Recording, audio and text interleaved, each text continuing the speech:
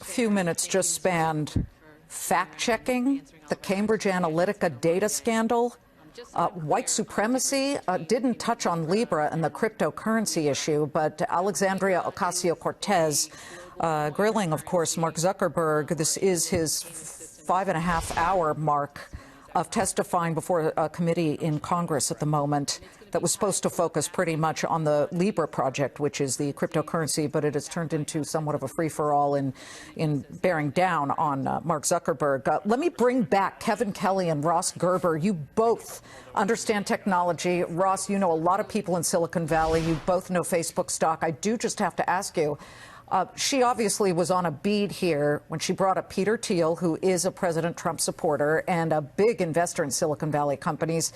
First to you, Kevin, what are your thoughts here?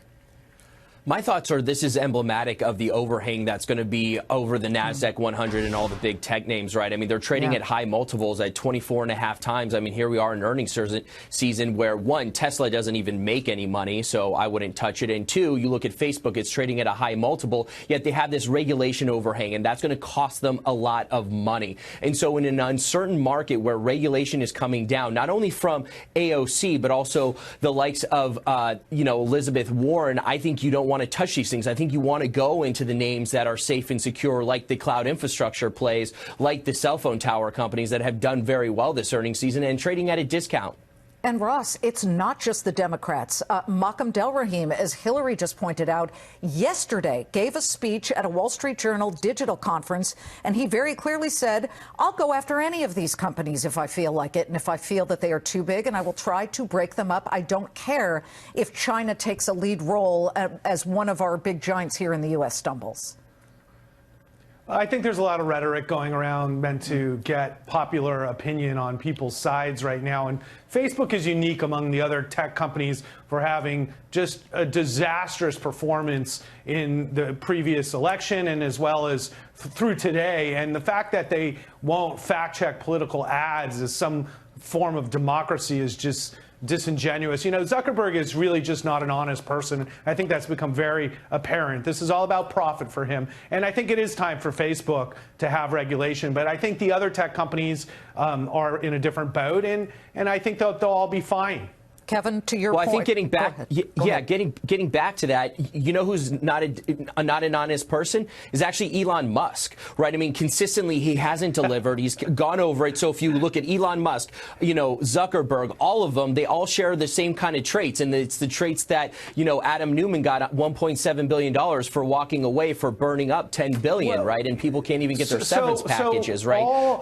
All these cars on the road aren't real, is what you're saying? Actually, no, I never said they weren't real. I'm just saying funding secured $420 when he didn't even actually have the Saudis coming in on that. Listen, then you also look, he says he's going to have a million robots.